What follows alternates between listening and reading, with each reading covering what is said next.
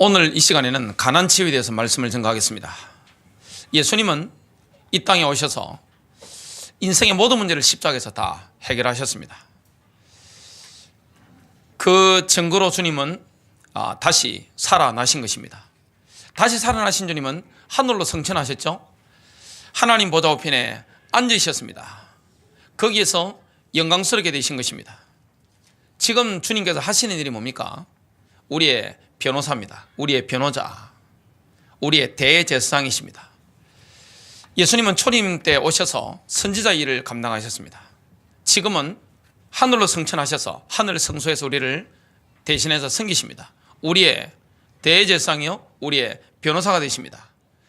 주님은 재림적으로 오실 때는, 다시 오실 때는 왕권을 가지고 오십니다. 모든 어둠의 권세를 다 꺾어버리고 평화의 왕으로 오시면 그때 지구에 인류 평화가 실현되게 됩니다. 전쟁이 완전히 끝나는 그런 역사가 일어나게 되어 있습니다. 우리는 영원한 축복 속에 들어가게 되는 거죠. 역사 속에서 영원한 응답 속에 들어가게 됩니다. 이런 응답을 우리가 받게 됐습니다.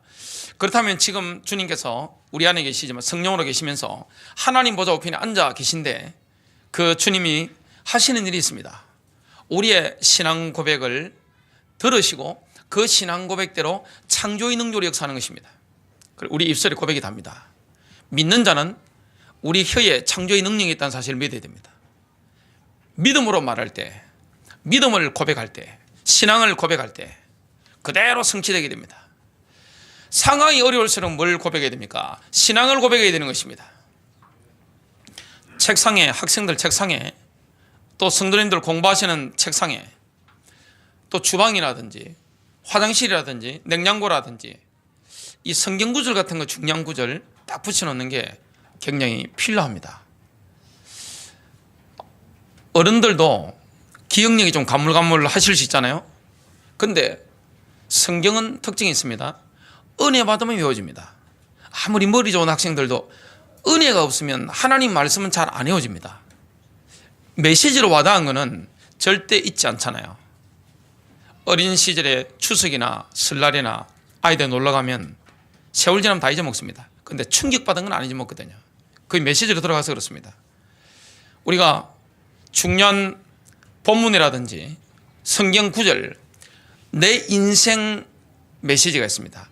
내게 인생적으로 주어진 구절이 있습니다. 그 주간에 내게 주어진 본문이 있습니다. 그걸 가능하면 좀 컴퓨터 좋으니까 뽑아가지고 붙여놓는다든지, 아니면 스마트폰에 그걸 딱 깔아놔가지고 계속 묵상하면서 암송하면서 고백하시기 바랍니다. 그러면 위기를 헤쳐나가게 되고요, 절망도 헤쳐나가게 됩니다. 신앙 고백에는 뭐가 있습니까? 상황도 뛰어넘는 그런 역사가 있습니다. 인생이 어떻게 보면 마라톤과 같잖아요. 어떤 일이 일어날지 모릅니다. 지금 웃는데 나중에 울을 수도 있고, 지금 눈물의 골짜기를 지나고 있는데 나중에 영광을 체험할 수도 있습니다. 그리고 인생은 어떻게 보면 장애물 경계와 같잖아요. 그런 장애물을 쉽게 넘을 수 있는 게 뭡니까? 내가 영적인 힘이 있으면 쉽게 넘어진단 말이죠. 아무리 갈등이 있어도 사람이 기가 차 있으면, 기가 살아 있으면, 성령의 충만함과 권능이 있으면 문제가 되지 않습니다. 여러분, 우리 가정주부들께서는 요즘 남자들도 뭐 집안일 많이 합니다만은 사람이 힘이 빠져 있고 자기가 힘들면 설거지도 안 됩니다. 집안 청소도 안 됩니다. 모든 게 다 귀찮습니다. 근데 내가 기가 넘치고 기가 살아있고 영적 파워가 있으면 그냥 막 힘이 막 넘치는 겁니다. 그 특징이 뭡니까? 신앙 고백입니다. 그래서 영적 싸움이 어떻게 이깁니까? 많은 사람들이 눌려 있습니다. 가문의 식구들이 눌려 있습니다. 교인들이 눌려 있습니다. 교회가 눌려 있거든요. 민족이 눌려 있는 것입니다. 누가 누르고 있습니까? 배후에 누르고 있는 존재가 있습니다. 우리 눈에 귀신은 보이지 않잖아요. 악한 영은 보이지 않습니다. 그러나 질병 가운데 역사하고 있습니다. 집안 갈등 가운데 있는 가정들도 있습니다. 저희 가문에 보니까 부모님이 땅을 파셔가지고 어떤 아들한테 다 주셨는데 그 다음부터 사요나라입니다. 이런 가정이 얼마나 많습니까? 내가 가난과 채무와 여러 가지 질병과 눌려 있는 사람들이 있습니다. 그러면 우리가 뭘 고백해야 되죠? 제 등 뒤에 있는 십자가에서 주님이 어떤 일을 하셨는가를 밝히 알려주시는 하나님의 말씀을 내 입술로 고백할 때 우리 영적 삶이 승리하게 됩니다. 나를 누르고 있는, 집안을 누르고 있는, 인간관계를 누르고 있는 어둠의 영들이 확 떠나가는 것을 보게 됩니다. 하나님의 영광과 하나님의 성령의 권능이 나타나는 걸 체험하게 됩니다. 그래서 주님이 우리에게 공급하시는 게 뭐죠? 우리에게 생명을 공급하는 겁니다. 넘치는 생명, 기운이 넘치죠? 성령 충만, 그리고 창조의 능력이 나타나는 하나님의 말씀을 우리에게 막 공급해 주시는 것입니다. 교회 올 때 그 두 가지를 공급받습니다. 우리는 개인적으로 기도할 때마다, 말씀 묵상할 때마다, 하나님을 앙망할 때마다 그 두 가지 능력을 우리가 공급받게 됩니다. 그래서 진짜 은혜 받으면 어떻게 됩니까? 어떤 목사님이 간증했습니다. 세상 죄지으면서 막 어떻게 살아갈 때 막 이게 완전 찌들어가지고 늙었는데 본인이 은혜 받고 하나님의 말씀을 집중적으로 연구했더니만 갑자기 10년 정도 젊어지는 겁니다. 환해지는 겁니다. 이게 심령이 막 살아나잖아요. 어떻게 보면 산삼 한 뿌리 새벽에 공복에 여러분 인삼을 잡수시는 것보다 하나님 말씀을 제대로 밤과 새벽에 낮에 제대로 드시면 어떻게 됩니까? 이게 몸에 약이 되는 겁니다. 나의 병을 치유합니다. 내 혼을 치유합니다. 내 육신을 치유합니다. 내 영의 영감을 강하게 주기 때문에 그 성령이 역사하시는 그 권능이 내 영을 통해서 나의 혼으로 흘러나오고 내 몸 육체로 확 흘러넘치는 것을 체험하게 됩니다. 주님이 십자가에 의해서 어떤 일을 하셨죠? 그 부유하신 주님께서 십자가에서 가난하게 되심으로 우리가 주님의 부요를 나눠가게 된 것입니다. 주님의 풍성함을 나눠가게 된 것입니다. 이게 영적인 싸움이거든요. 영적인 싸움은 가난과 채무와 물질의 영역에도 일어나기 때문에 우리가 의지할 것은 뭐밖에 없죠? 예수님이 십자가에 걸리신 보혈의 능력밖에 없습니다. 그래서 교회는 예수님의 피가 철철 넘쳐내는 것이고, 설교에도 피가 철철 넘쳐야 되는 것이고, 찬송에도 십자가의 보혈의 이 피의 능력이 넘쳐나야 되는 것이고, 저와 여러분 인생에도 예수님의 보혈의 능력이 넘쳐나야 되는 겁니다. 그래야 악한 마귀가 떠나가고 저주가 묶이는 것입니다. 오늘 가난 치유인데요. 첫 번째입니다. 예수님께서 가난의 저주를 완전히 없애버린 겁니다. 십자가에서 소멸시켜버린 겁니다. 신명기 28장 여기에는 복과 저주가 나옵니다. 복이 많이 나옵니까? 저주가 많이 나옵니까? 신명기 28장에 저주의 목록이 훨씬 많습니다. 여기에 가난의 저주에서 나옵니다. 가난의 저주가 뭔지 신명기 28장 48절이 정확하게 증거합니다. 주께서 너를 치려고 보내실 내 원수들을 내가 섬기되, 원수를 섬기는 것입니다. 줄이고 목마르고 헐벗고 모든 것이 궁핍한 가운데 섬기리니 그가 새 멍에를 내 목에 씌워, 나무 멍에도 아니고 새 멍에는 어떻게 됩니까? 새 멍에는 끊어버릴 수가 없는 겁니다. 내게 씌워 마침내 너를 멸하리라. 십자가에 달리신 예수님은 모든 형태의 가난을, 저주를 짊어지셨습니다. 굶주리셨죠? 십자가에서 목마르셨습니다. 벌거벗겨지셨습니다. 모든 것이 부족했습니다.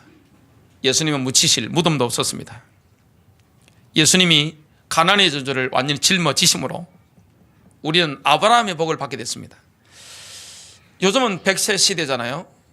옛날에는 은퇴를 하면 5년 만에 돌아가시고 6년 만에 돌아가시고 환갑잔치하고 있는데 요즘 환갑잔치하면 큰일 난답니다. 칠순잔치하면 좀 그렇답니다. 요즘 뭐 70 넘어가자 노인정 가면 얼라 취급받고 심부름 해야 된다고 합니다. 막내이기 때문에 요즘은 85세 이상 돼야 노인 취급 받습니다. 세상이 그만큼 바뀌었습니다. 하나님의 복이 없이 늙어가는 것은 참 어렵잖아요. 아브라함은 100세 이상 살았습니다. 아브라함 가문이 굉장히 오래 살았습니다. 적어도 100세 넘게 백 몇십 살 정도 다 살았습니다. 아브라함, 이삭, 야곱, 요셉 굉장히 많이 살았잖아요. 100살 이상 다 살았습니다. 노년에 그냥 허리 휘어가지고 이래가지고 아이고 뭐 목욕탕도 겨우 가고 화장실도 겨우 가고 언제 자빠질지 모르고 이런 노인이 아니었습니다. 아브라함은 100살 때 이삭을 낳았습니다. 그리고 117살 때 모리아산에 가서 이 건장한 청년이 된 이삭을 제물로 바치려고 했습니다. 그 이후에 아내 사라가 죽었습니다. 다시 세상가를 갔는데 자녀도 엄청 낳았습니다. 힘없는 노인이 아닙니다. 기독교에는 어디 힘 빠져가지고 눈에 힘 다 풀리고 사람의 모든 에너지가 어디서 나옵니까? 눈이잖아요. 그리고 얼굴이잖아요. 얼굴 힘 다 빠지고 눈에 기운 다 빠져가지고 힘이 없어가지고 아무것도 못하고 이거는 좋은 기독교는 아닙니다. 어떤 사람은 그걸 겸손하다고 이야기하는데 눈에 힘 다 빠진 게 겸손한 겁니까? 허리 펴가지고 가슴이 펴져가지고 이게 정상이지 이래가지고 휘어가지고 힘 하나도 없고 눌려가지고 말이죠. 사람 눈도 못 쳐다보고 이거는 예수 잘 믿는 게 아닙니다. 아브라함이 복을 받았는데 아브라함은 노인이 돼가지고요 젊음이 넘칩니다. 왜냐? 성령이 권능이 넘치거든요. 은혜가 넘치거든요.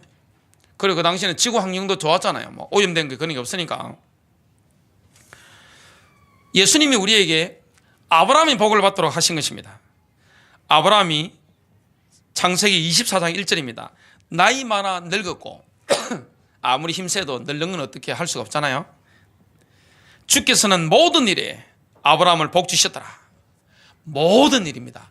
범사에 건강에도 물질에도 자녀에게도. 아브라함이 늙어가지고 뭐 하죠? 전쟁하러 나갑니다. 학자들 연구한 보니까 그 롯이 포로로 잡혀갔던 그 전쟁, 국제전쟁입니다. 그거는 연합군, 쉽게 말하면 그 당시에 최첨단 문명에 있었던 메소포타미아 그 왕들, 그 다음에 이 가나안 쪽에 있었던 왕들 다 비옥한 지방이잖아요. 쉽게 말하면 돈 엄청 많는 지역이 붙어버린 겁니다. 그런데 가나안 쪽에 있는 왕들이 졌습니다. 포로로 끌려가는데 롯이 같이 잡혀갑니다.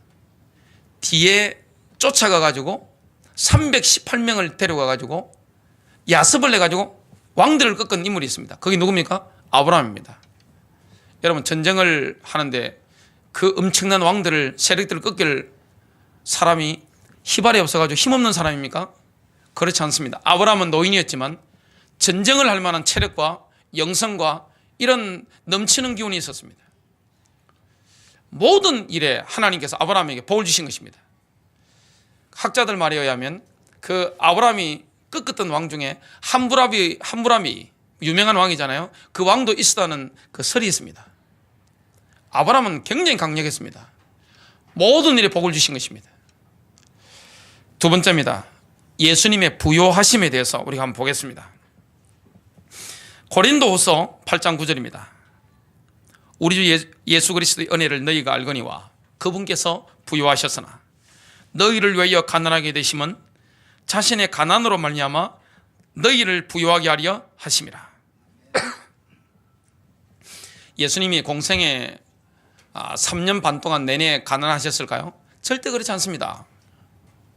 예수님은 쌓아놓은 재산은 육신적으로 많지 않으셨지만 언제든지 필요하면 내놓을 수 있는 풍성함이 있었습니다. 그게 바로 참된 부유함이죠. 풍족함을 예수님은 누리신 것입니다.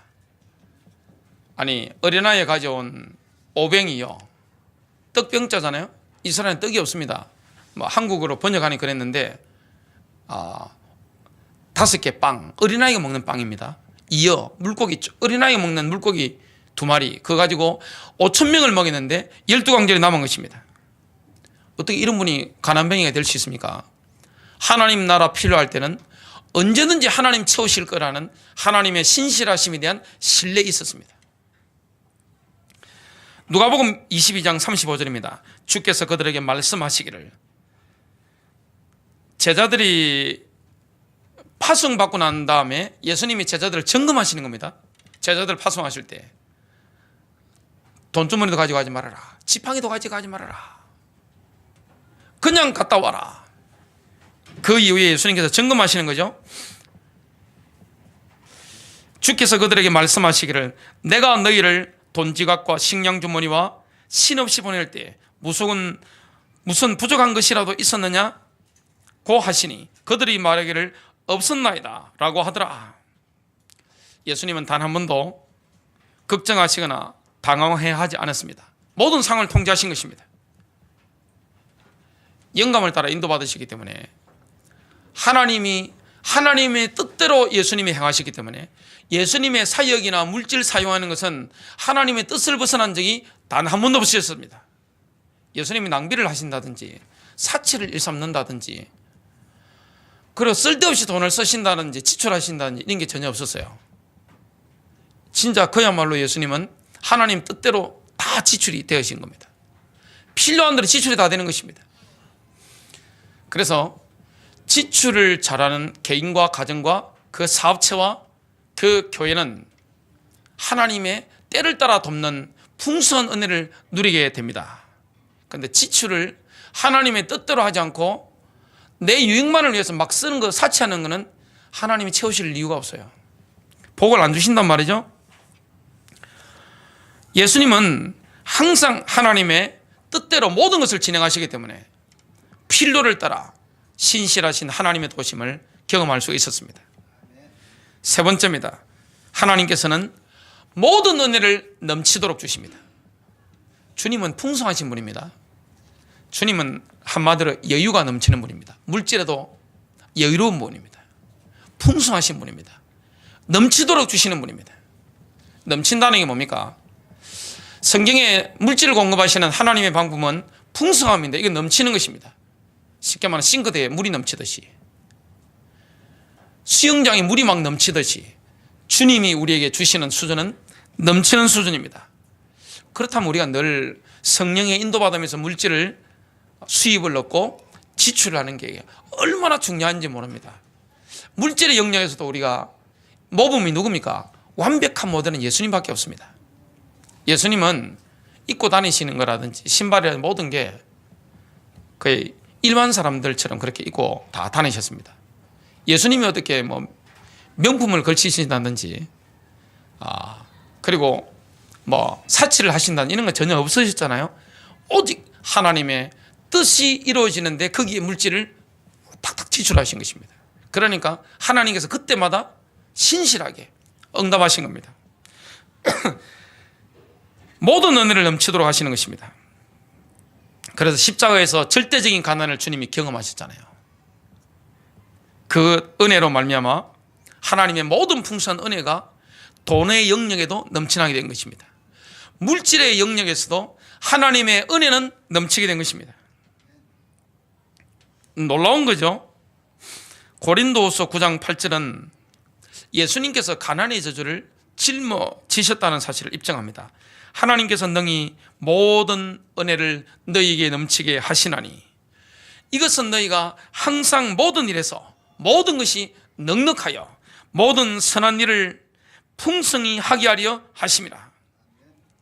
하나님은 인색하지 않습니다. 인색한 거하고 규모 있는 건 다릅니다. 인색한 것은 좋은 게 아닙니다. 인색한 것은 성경적이 아닙니다. 주로 가난의 상처가 있는 사람들이 인색하잖아요. 무조건 이렇게 팍 지고 있어야 안전한 걸로 생각하잖아요. 그거는 영적 문제고 그거는 병입니다. 그런 사람에게는 하나님의 큰 축복은 나타나지 않습니다. 주님은 인색하지 않으셨습니다. 필요할 때는 주님은 5,000명도 막 쓰시고, 필요한 일에는 제자들이 사역을 하는데 모든 것이 다 채워지는 것입니다. 우리가 이런 부분을 보면서 같이 인도를 받아야 됩니다. 주님은 인색하지 않고 충분히 주실 뿐만 아니라 넘치도록 주십니다. 그게 바로 풍성함이죠. 돈에 대해서 말씀하고 있는 성경이 고린도후서 8장과 고린도후서 9장인데요. 핵심 단어가 있습니다. 그게 바로 은혜입니다. 물질의 영역에도 은혜입니다. 돈의 영역에도 작용하는 것은 하나님의 은혜입니다. 네 번째입니다. 하나님의 풍성한 은혜는 물질의 영역에서도 나타납니다. 하나님의 은혜는 다른 것 다 임하는데 물질의 영역만 없다, 그렇지 않습니다. 목회자나 교회나 어떤 성도님이 계실 때 물질이 많이 필요한 사람이 있을 수 있습니다. 하나님의 뜻이 있는 개인과 가정, 또 회사, 교회에는 많은 물질이 필요합니다. 그리고 조그만 사역을 해야 되는 역량이 있는 사람은 그 조그만 물질이 필요한 것입니다. 사람마다 다른 것입니다. 그런데 하나님은 공평하시지만 물질의 영역에는 공평하지 않습니다. 우리가 다른 사람들을 물질의 영역에서 풍성해서 물질을 나눠줄 만한 이런 은사를 받은 사람이 있단 말이죠. 물질을 나누는 것은 은사입니다. 구제가 은사입니다. 구제라고 하니까 우리가 뭐 어디 굶어 죽을 사람이 있는데 돕는 걸 생각하는데 그건 그렇지 않습니다. 구제가라는 말이 굉장히 이게 와전이 되어 있는데 한국에 들어오면 좋은 것도 일단 와전되잖아요. 뭐 다방이 있는 게 얼마나 좋은 겁니까? 근데 한국엔 다방이 좀 그렇잖아요. 모든 게 바뀌잖아요. 구제라는 게 굉장히 성경의 구제에 대해서 많이 말씀하고 있습니다. 구제가 구약 성경에만 있습니까? 예수님 시대도 예수님 구제에 대해서 많이 말씀했습니다. 조금 있으면 나올 겁니다. 구제에 대해서 신약 성경에 대해서 얼마나 많이 말씀하고 있는지 모릅니다. 그래서 사랑이 뭡니까? 물질을 나누는 거잖아요.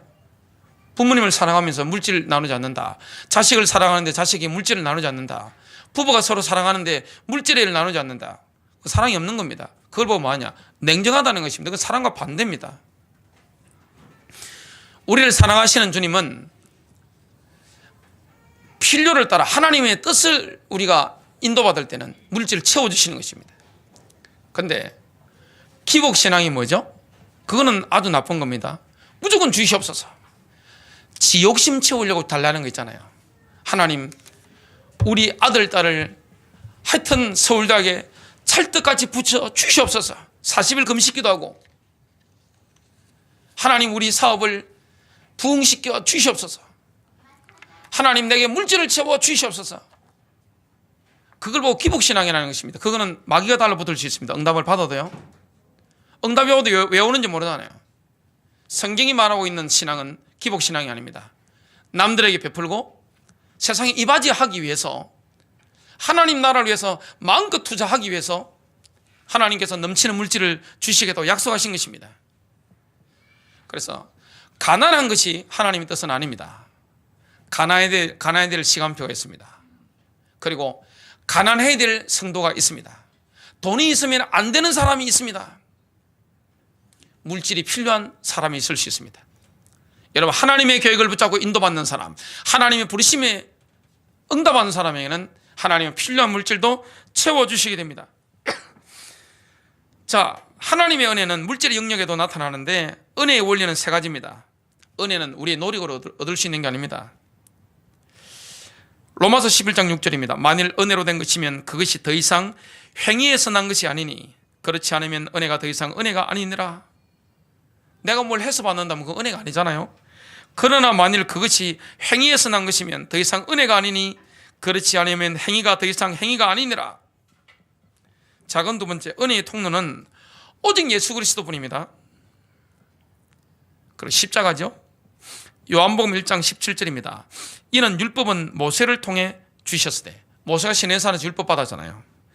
은혜와 진리는 예수 그리스도를 통해 왔기 때문이라. 은혜의 통로는 예수님입니다. 그리고 예수님이 십자가밖에 없습니다. 가난 치유되어지고 채무형에서 해방되는 길은 십자가입니다. 신앙 고백해야 됩니다. 영적 싸움이거든요.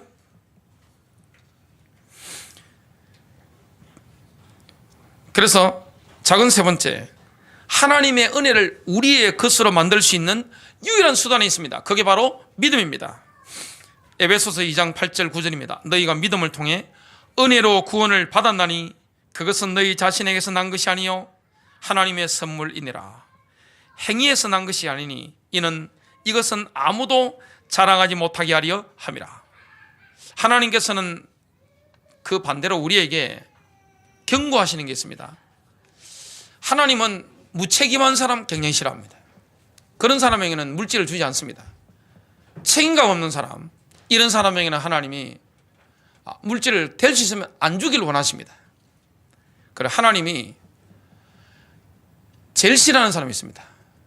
영적으로 육신적으로 싫어하는 사람 뭡니까? 성경을 읽어보시기 바랍니다. 게으른 사람, 육신적으로 게으른 사람 싫어합니다. 술 취한 사람보다 성경이 더욱더 정죄하고 있는 게 있습니다. 교회에서는 술 취한 사람을 싫어하잖아요. 술 취한 사람보다 하나님이 싫어하는 사람이 누굽니까? 게으른 사람. 영적으로 게으른 사람 하나님 싫어합니다. 게으르기 때문에 성경 읽지 않잖아요. 요즘은 뭐든지 스마트폰으로 합니다. 동영상도 짧은 거 보고 성경을 읽을 능력이 없습니다. 글을 보는 능력이 없잖아요. 여러분 청소년들 카톡 보내는 거 저는 우리 애들 거는 볼 권한이 없어가지고 못 봅니다. 저는 뭐 어디 애들 비밀번호 다 잠궈놨기 때문에 못 보는데 하무지 뉴스에 뜨는 걸 보면 이게 말인지 뭔지 하여튼 거식인지 헷갈리는 글들을 막 적어놨습니다. 우리가 보면 암호인데 그러니까 아름다운 글을 읽을 수 있는 능력이 사라집니다.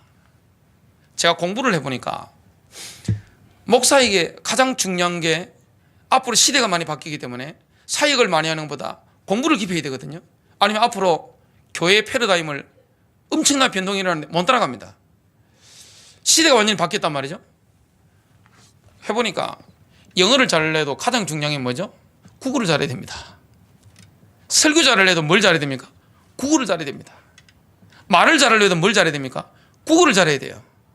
저는 옛날에 왜 학교 다닐 때 맨날 국어, 영어, 수학 했는지 힘들다 그랬는데 지금 공부를 본격적으로 들어가 보니까 수학을 모르면 아무것도 할 수 있는 게 없어요. 이게 깊이 있는 학문을 할 수가 없습니다. 그리고 모든 건 영어입니다. 여러분 뉴스 딱 틀면 쓰는 단어가 뭡니까? 영어 아니면 한자입니다. 한국말은 한자를 모르면 의미를 알 수가 없습니다. 뭐 추석이 뭔지, 뭐 중추절이 뭔지, 뭐 이런 거 등등 우리가 쓰는 모든 말들이 다 한자잖아요. 동아시아는 한자 문화권이기 때문에 한자 모르면 상대방이 말을 하는데 깊은 맛을 알 수가 없습니다. 음식 맛을 느끼지 못하는 것과 똑같습니다. 그러니까 이 하나님이 술 취한 사람보다 정죄한 게 있습니다. 그게 바로 게으른 사람입니다. 학생들이 왜 공부 못하죠? 게으르고 불성실하기 때문에 공부를 못하는 겁니다. 어른들에게도 주님이 싫어하는 게 있습니다. 영적으로 육신적으로 게으른 거 주님이 싫어하는 겁니다. 게으른 사람에게는 하나님이 물질을 주시기를 별로 기뻐하지 않으십니다. 공짜로 받으려고 하는 거 있잖아요. 땀 흘리지 않고 노력하지 않고 물질을 막 받으려고 하는 그 심보, 도둑 넘은 심보 오늘 버리시길 바랍니다. 주님은 그런 분이 아닙니다. 주님이 불성실하는 거 엄청 싫어합니다. 여기에 대해서는 경고를 합니다. 특히 잠언서라든지 이런 데 보면 신약 성경도 여러분 신약 성경의 베이스가 뭐죠? 구약입니다. 구약 성경을 이해하지 못하면 신약을 이해하지 못합니다. 하나님을 모르는데 어떻게 예수를 합니까? 아들을 어떻게 합니까? 신약을 모르는데 어떻게 구약을 해석을 해낼 수 있습니까? 성경을 읽을 능력이 없잖아요. 게을러가 성경을 읽지 않습니다. 기도하지 않잖아요. 예배당에 나올 열심이 없습니다. 전도에 열정이 없는 것입니다. 주님이 제자로 부르는 사람 특징이 있습니다. 어부들, 미신 사람들입니다.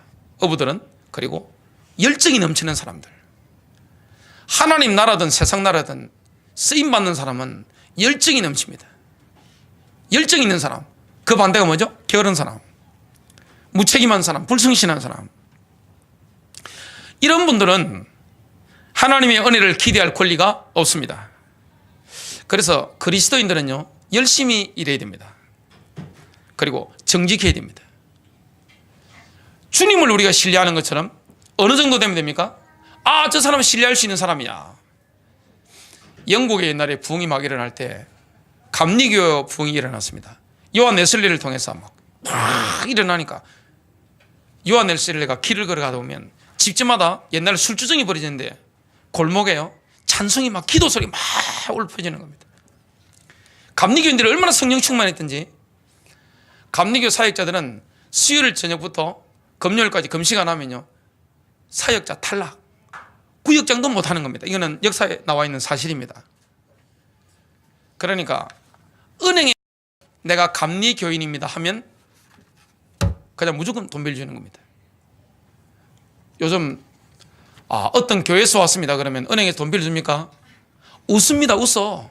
아유 내가 교회 장로입니다 그러면, 아유 내가 교회 안수집사인데 그러면, 내가 교회 목사입니다 그러면 웃는다니까요. 은행에서 대출해 줄 때 딱 와가지고 머리 숫자 세보고 11조 명단 이런 거 딱 보고 돈 빌려주지 교회를 믿지 않습니다. 우리가 잘못 사는 거죠. 그리스도인들은 뭐합니까? 신뢰받을 만큼 정직해야 됩니다. 그리고 책임감 있게 살아야 됩니다. 뭘 하나 일을 맡겨주면 끝을 보는 사람. 그래서 하나님의 은혜는 이런 사람에게 넘쳐나게 됩니다. 다섯 번째입니다. 믿음으로 은혜의 풍성함을 누리려면 하나님이 정해놓으신 조건들을 우리가 충족시켜야 됩니다. 믿음으로 하나님의 은혜를 누리는 사람의 조건이 있습니다. 물질과 돈과 관련해서 우리의 동기가 올바라야 됩니다. 하나님이 정해놓으신 조건들을 충족시키지 않는 그 믿음은 허상입니다. 아무리 기도해 보십시오. 하나님 물질 주지 않습니다. 내 수준 이상 못 봅니다. 물질이 오지 않습니다. 그 허상입니다. 그걸 보고 헛방이라는 것입니다. 꽝입니다. 돈과 관련해서 불순한 동기 네 가지가 있는데요. 그 작은 첫 번째가 만몬 숭배입니다. 골로새서 3장 5절 탐욕은 우상 숭배니라. 디모데전서 6장 10절입니다. 돈을 사랑함이 모든 악의 뿌리니라. 물질의 영역에서도 하나님은 영광 받길 원하는 것입니다. 1순위가 되길 원합니다. 그 방법이 뭐죠? 그게 바로 11조입니다. 이웃에게 나누는 것입니다. 작은 두 번째는 뭡니까? 제약된 방법으로 돈을 모으는 겁니다. 예레미야서 17장 11절입니다. 재물들을 모으되 바르게 모으지 아니하는 자는 자고새가 알들을 품때 부화시키지 못하는 것 같아서 그는 자기 날들의 중간에 그것들을 버려둔 채 떠나겠고 끝에는 어리석은 자가 되리라. 결국 내 돈이 안 되는 거죠. 세 번째는 뭐죠? 하나님을 신뢰하지 않고 재물을 신뢰하는 사람. 여러분 노후라든지 여러분 인생이라든지 하나님을 신뢰하게 되시길 바랍니다. 물질을 신뢰하지 않게 되시길 바랍니다. 잠언서 11장 28절입니다. 자기 재물을 신뢰하는 자는 넘어지려니와 어려운 자는 나뭇가지처럼 번성하리라. 예레미야 9장 23절입니다. 지혜로운 자는 자기 지혜를 자랑하지 말고 용사는 자기 힘을 자랑하지 말며 부자는 자기 재물을 자랑하지 말라. 자랑한다는 게 뭡니까? 그 신뢰한다는 거죠. 자기 머리 자랑하고 자기 힘 자랑하고 돈 자랑하는 것은 그걸 자랑하는 거지 하나님을 자랑하는 게 아니죠. 하나님을 신뢰하는 게 아닙니다. 지금 여러분 오직 하나님만 자랑하고 신뢰하는 축복이 있게 되시길 바랍니다. 작은 네 번째는 뭡니까? 오직 나를 위해서만 물질을 사용하는 것입니다. 이게 아주 불순한 동기입니다. 이런 사람에게는 하나님 물질을 주실 이유가 없죠. 하나님 나라를 위해서 투자하지 않고 복음을 위해서 물질을 쓰지 않는데 오직 내가 잘 먹고 내 자식 잘 살고 이걸 위해서 내가 돈 벌려고 한단 말이죠. 그 동기를 가진 사람에게는 아무리 예수 이름으로 기도해도 하나님이 물질을 주지 않습니다. 잠언서 11장 24절입니다. 헛들지라도 여전히 불어나는 일이 있고 지나치게 아낄지라도 가난에 이르는 일이 있느니라. 누가복음 12장 16절부터 22절에 보면 어리석은 부자가 나옵니다. 이거는 비유입니다. 부자가 그 당시에는 농경사이니까 농사를 지었습니다. 땅이 수확을 엄청 낸 겁니다. 그러니까 창고를 더 크게 지어버리고 곡식을 막 쌓아뒀습니다. 얼마나 행복합니까? 됐어. 안심이야. 그런 겁니다. 그때 하나님께서 말씀하셨습니다. 너 어리석은 자여, 이 밤에 내게서 내 혼을 요구하니 그러면 내가 예비한 그것들이 누구의 것이 되겠느냐. 가면 끝입니다. 물질 가지고 못 갑니다. 여러분 어리석은 부자 되지 마시기를 주님의 이름으로 축복합니다. 아무리 주식에 많이 넣고 아무리 부동산에 투자하고 채권에 투자하고 뭐 요즘 투자가 많더라고요. 다 투자했다 할지라도 주님이 오늘 올라와 가져갈 사람 있습니까? 빈손으로 가는 것입니다. 어차피 빈손으로 가잖아요. 얼마나 어리석은 일인지 모릅니다. 한국 재벌이 아주 타락한 천박한 자본주의가 된 이유가 있습니다. 왜 지탄받죠? 뭘 안 합니까? 나누지 않잖아요. 나누지 않습니다. 중소기업 덩치 가지고 기술 뺏고 이런 거는 잘하는데 뭐가 없습니까? 나누는 게 없습니다. 이게 너무 부족한 겁니다. 그래도 미국 돈 많은 사람들은 이게 나누는 게 체질화되어 있잖아요. 베풉니다. 약한 자 베푸는 거 이런 게 하는데 우리나라는 참 이게 어려워요. 그래도 이걸 잘 나누는 가문들이 대한민국에 군데군데 참 있다는 것은 대한민국의 복입니다. 21절입니다. 그러므로 자기를 위하여는 보물을 쌓아두고 하나님 앞에 부여하지 못한 자는 다 이러하니라. 자기를 위해서만 보물을 쌓아두는 거, 이게 얼마나 악한 겁니까? 사람들은 돈 자랑하잖아요. 근데 그게 얼마나 악한 겁니까? 자기를 위해서만 보물을 쌓아두고 하나님을 위해서 투자하지 않고 이웃을 위해서 베풀지 않는 거, 이건 굉장히 악한 사람입니다. 6번째입니다. 우리는 가난한 사람을 돌봐줘야 합니다. 성경은 가난한 사람을 경멸하는 부자에 대해서 끊임없이 경고합니다. 하나님께서는 돈 있는 사람들이 가난한 사람을 멸시하는 거, 경멸하는 거, 여기에 대해서는 절대 묵과하지 않습니다. 하나님 살아계시잖아요. 사람들이 하나님을 두려워하는 걸 모릅니다. 하나님 살아계시거든요. 여러분, 물질이 쌓일수록 겸손해지는 저와 여러분 되시길 바랍니다. 힘이 생길수록, 명예가 올라갈수록, 돈이 생길수록, 지식이 있을수록 저와 여러분이 정말 모든 게 하나님 은혜일 뿐이니까, 그죠? 그거 자랑하지 마시고, 그거 신뢰하지 마시고, 자랑한다는 자체가 그거 신뢰하는 거거든요. 뭘 신뢰해야 됩니까? 하나님입니다. 오직 뭘 신뢰해야 됩니까? 십자가입니다. 자, 어떤 경고를 합니까? 잠언서 14장 21절입니다. 자기 이웃을 멸시하는 자는 죄를 짓다. 죄를 짓대. 돈 좀 있다고 가난한 사람 멸시하는 거, 그거는 하나님께 죄를 짓는 것입니다. 가난한 자에게 긍휼을 베푸는 자는 행복하니라. 그 사람은 행복을 누리게 됩니다. 잠언서 21장 13절입니다.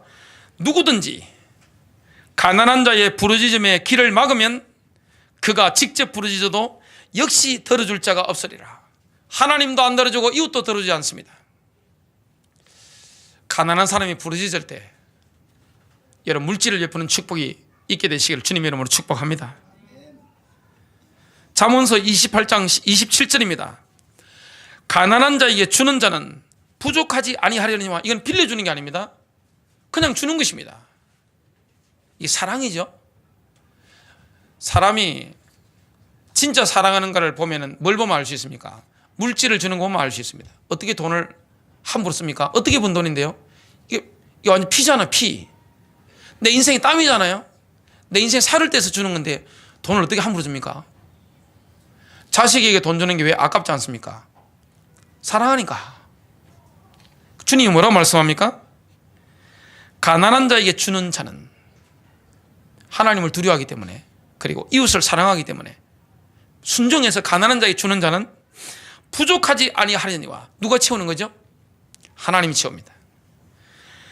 자기 눈을 가리는 자는 많은 저주를 받으리라. 가난한 사람이 있는데 고개를 확 돌리고 눈을 가리는 사람, 하나님의 저주가 있습니다.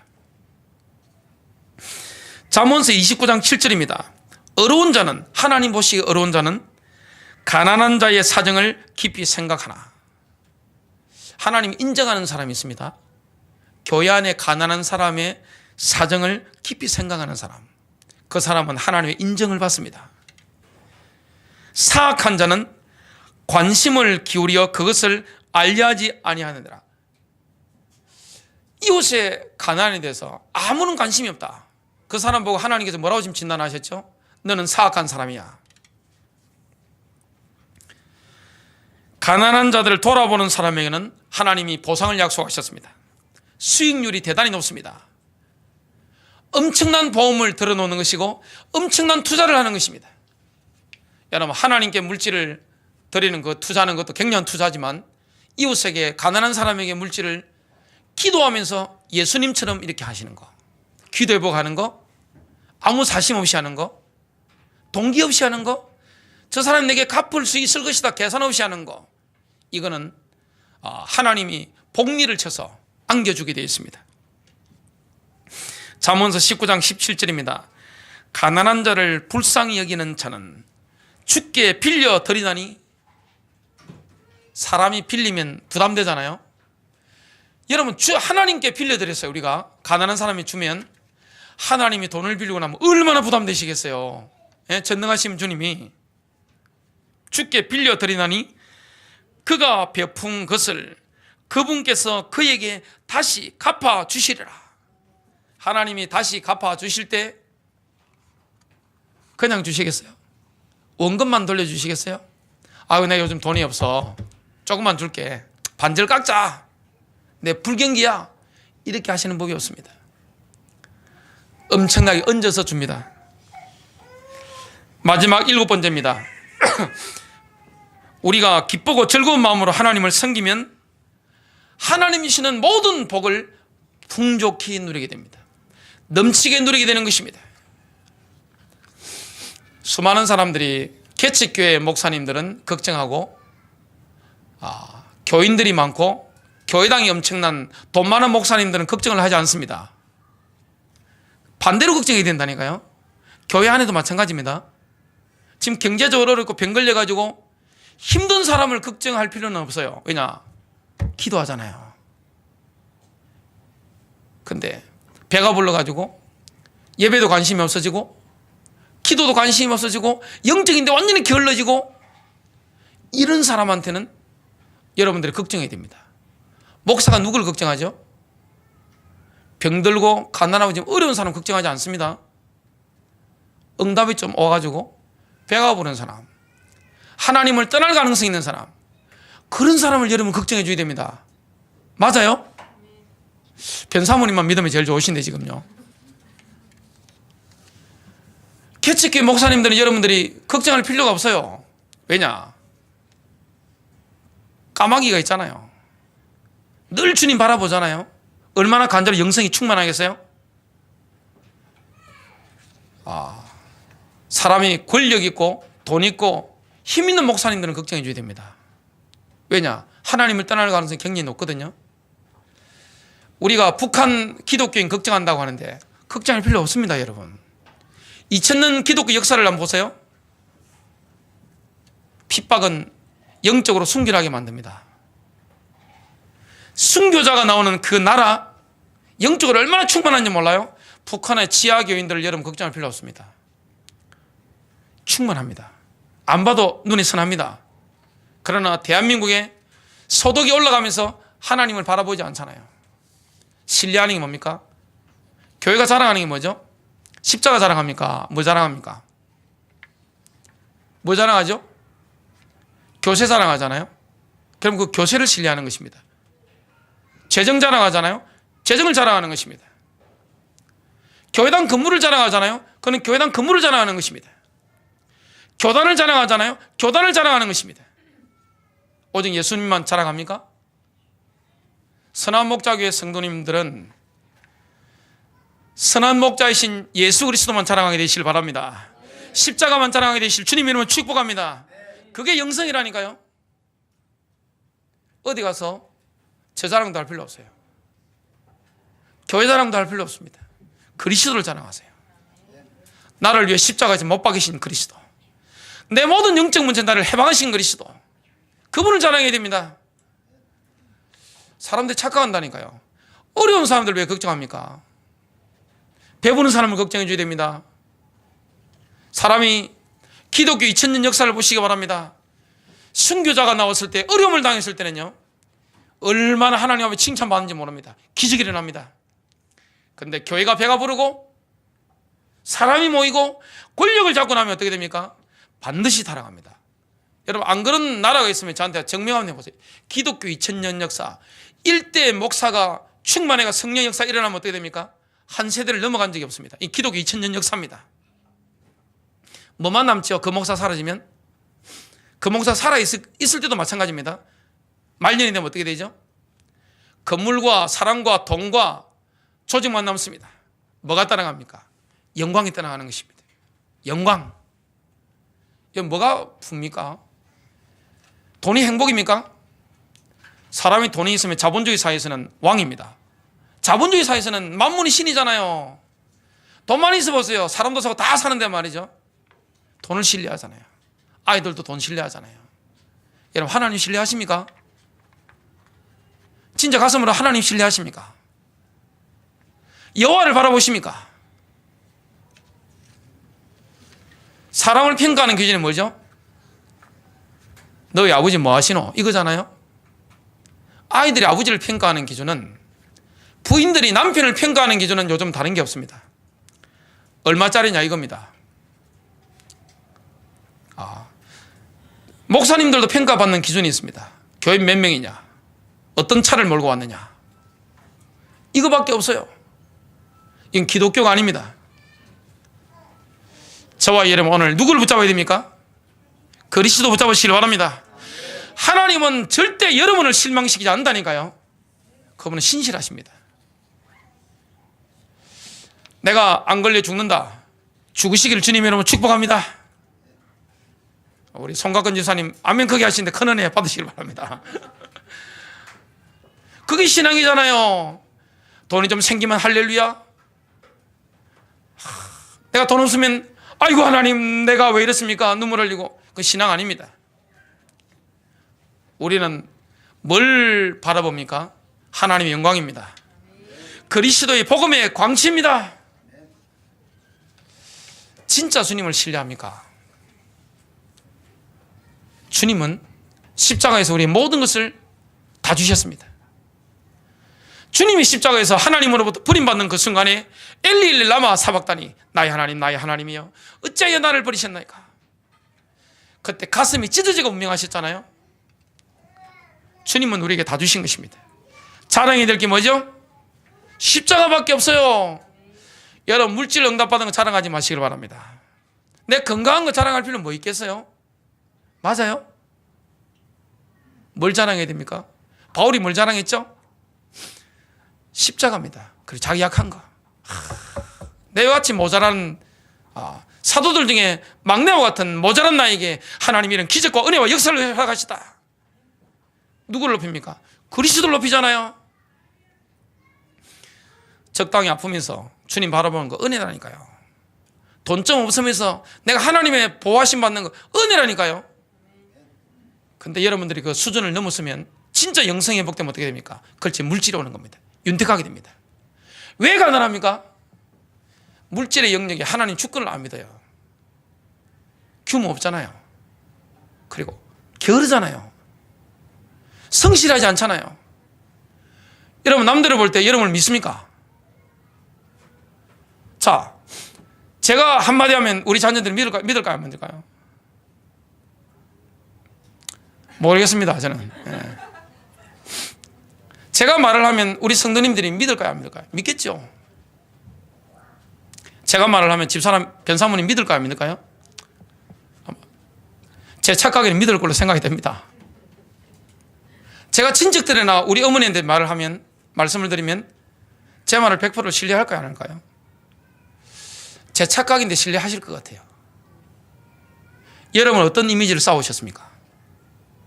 여러분, 이미지가 뭐죠? 이미지가 납니다, 여러분. 사람들이 여러분 말을 듣지 않습니다. 정말로 신자인지 봅니다. 그리고 여러분 가슴과 복장이 복음만 되는지 봅니다. 뜨거운 사랑이 있는지, 사람을 향한 연민과 긍휼함과 사랑이 있는지, 아니면 집 밖에 모르는지 다 압니다. 참 우리가 회개할 게 많고 밖에 이렇게 얼마나 많은지 모릅니다. 하나님은 모든 은혜를 넘치도록 하시는데 하나님을 기쁨으로 섬기는 자에게 모든 복을 주시는 것입니다. 근데 이스라엘은 왜 망했죠? 모든 것이 풍족했을 때가 있습니다. 그 순간에 기뻐하며 즐거운 마음으로 하나님을 섬기지 않았습니다. 사람이요, 영적으로 마시가면 그때가 위험한 겁니다. 여러분 자녀 출세하도록 기도하지 마세요. 하나님의 영광을 위해서 신실한 그리스도의 제자가 되면 하나님 출세도 시킵니다. 하나님이 들으셔야지 억지로 말이죠. 그 됩니까? 인본주의 있었잖아요. 잔머리 있었잖아요. 왜 주님을 신뢰하지 않습니까? 주님만 믿으면 될 것인데 말이죠. 승리하시길 바랍니다.